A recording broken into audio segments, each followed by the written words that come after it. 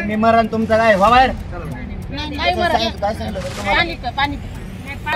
तुम्हाला नाटक तरी कसे करावं हे तरी कळायला पाहिजे महिलाला पुढे घालता त्यांना सांगायला पाणी प्या म्हणून सांगा आहे ना. तुमच्या गावात एक माणूस येत नाही इथं तुम्ही महिलाचा उपयोग करून घेता का तुमचं तर कोणीच येत नाही इथं तुम्ही तुमच्या शाळेने महिलाचा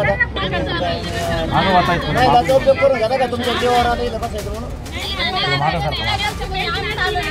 तुमच्या गावात एक माणूस येत नाही इथं तुम्ही महिलाचा उपयोग करून घेता का तुमचं तर कोणीच येत नाही इथं तुम्ही तुमच्या शाळेने तुम्ही त्यांना नादी लावू द्या. तुमचं तर कोणी आहे ना गावात आरक्षण मिळतो ना अरे त्यांना नादी लावू. आत्ताच आपले बंधू योगेश्वर दादांचे ठराव इथं मांडले आहेत आणि त्या ठरावाला सगळ्यांमधून दिलं आहे आणि आपल्याला ते आता कृतीत आणायचे आहे. फक्त ठराव घेऊन किंवा फक्त सांगून आपल्याला जमणार नाही आहे तर आपल्याला ते उद्यापासून कृतीत आणायचे आहे. आणि खरंच आज गरज आहे आपले मनोज जरांगे पाटील आपल्यासाठी तो अन्न त्याग उपोषण करत आहे. त्यांची चौथी वेळ उपोषणाची आहे. शरीर साथ देत नाही आहे तरीसुद्धा ते आपल्यासाठी समाजासाठी त्या ठिकाणी उपोषण करत आहे. आपली ही नैतिक जबाबदारी आहे त्यांना साथ देण्याची आणि त्यांना आता लवकरात लवकर उपोषण सोडण्यासाठी आपण त्यांना म्हणजे आपण सगळ्यांनी आग्रह पण केलंच पाहिजे पण सरकारने सुद्धा त्याची दखल घेतली पाहिजे. कारण सरकार जो पण त्यांना भेटले येणार नाही. सरकार जो पण त्यांना दिलेला शब्द जो आहे वाशीमध्ये 27 जानेवारी जो शब्द दिला त्यांनी तो शब्द जोपर्यंत ते पाळत नाही तोपर्यंत दादा उपोषण सोडणार नाही याचे दादांनी ठाम सांगितलेलं आहे. म्हणून सरकारचं आता हे काम आहे आणि सरकारला जागा करण्यासाठी आपलं सगळ्यांचं काम आहे.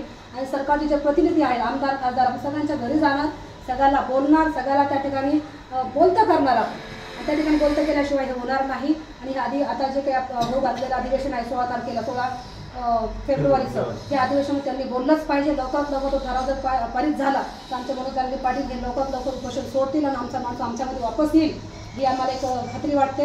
आणि आजची ही मिटिंग त्या संदर्भातच होती आणि उद्यापासून आपल्याला कामाला लागायचं आहे.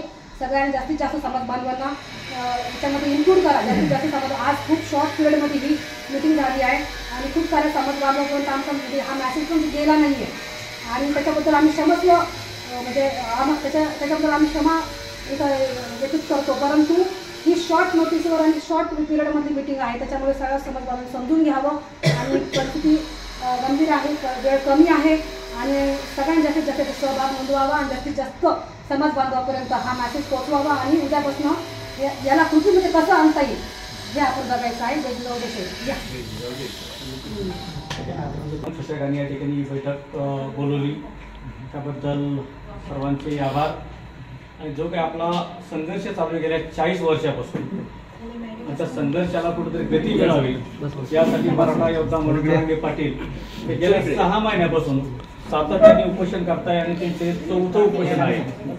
आणि ज्यावेळेस आपण मुंबईला जाण्याचा निर्णय समाजाने घेतलेला होता बीडच्या सभेमध्ये एकमताने आपण ते जाताना 20 जानेवारी 2024 रोजी आपण मुंबईकडे वाटचाल सुरू केली त्यावेळेस सरकारकडून काही आपल्याकडं मागण्या येत होत्या की आम्ही तुमच्या मागण्या मान्य करणार आहोत. आपण वाशीपर्यंत गेलो आणि त्या ठिकाणी स्वतः मुख्यमंत्र्यांनी त्या ठिकाणी येऊन सांगितलं की तुमचा काही जे काही आपल्याला मराठा समाजाचे नाते होते आणि सखे सोयरे जी काही आधी सूचना होती ती त्या वाशीच्या सभेच्या ठिकाणी त्या ठिकाणी येऊन सांगितलं की 100% आम्ही तुमच्या मागण्या मान्य करतो आणि जर मान्य करायच्या असेल तर आम्हाला थोडासा अवधी द्या जेणेकरून आधी सूचना आपल्याला ती लोकांपर्यंत मांडायची राजपत्र काढलेलं होतं आणि त्यासाठी आपण विशेष अधिवेशन घेणार आहोत.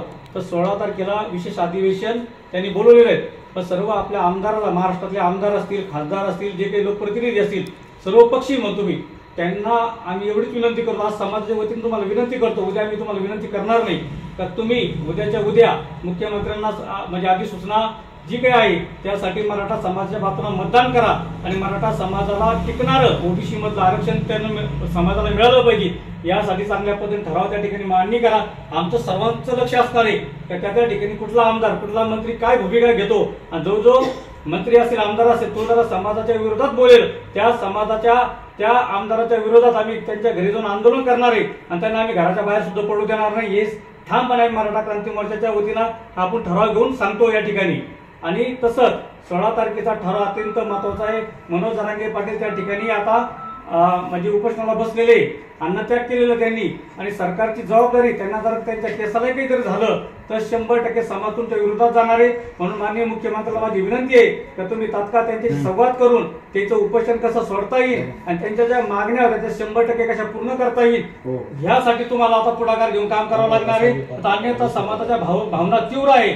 यासाठी पुन्हा मनोज जरांगे पाटील जो काही आदेश देणार आहे आंतरराष्ट्रीय सराटी या ठिकाणून त्याचा 100% समाज त्यांच्या पाठीशी असल्यामुळं त्यांनी जी काही भूमिका घेतलेली त्याला समर्थन देण्यासाठी आम्ही सर्वजण या ठिकाणी बैठक घेतली. अशाच बैठका संपूर्ण उद्याच्या उद्या संपूर्ण राज्यामध्ये म्हणजे संपूर्ण महाराष्ट्राच्या राज्यामध्ये तालुक्यामध्ये जिल्ह्यामध्ये लागल्या पाहिजे आणि सर्व एक मताने ठराव घेऊन सरी मनोज जरांगे पाटील यांना पाठिंबा द्यावा. एवढंच बोलतो. थांबतो. जय जिजाऊ जय शिवराय. सगळ्यांना ते नाही फार गरजेचं आहे. तालुक्याला आव्हान करू. आता या मिटिंग आम्ही तालुका घेतो जसं तुम्ही सांगितलं आता कॉर्नर मिटिंग घेतो. या मिटिंगचा दबाव आम्ही कायम चालू ठेवणार. म्हणून याचा अर्थ असा नाही की आम्ही शांत बसलो. हे सरकारने समजू नये. याचे वाईट परिणाम होतील ते तुम्हाला भोगावं लागतील. तुम्ही आम्हाला वेळ दिलेली आहे आम्ही पण तुमची सरकारची वेळ पाळतो. जसं जरांगे पाटील प्रत्येक गोष्ट पाळतात त्या पद्धतीने आम्ही पण पाळू. पण त्याची जबाबदारी सरकारने घेऊन लवकरात लवकर याचा विषय मांडला पाहिजे.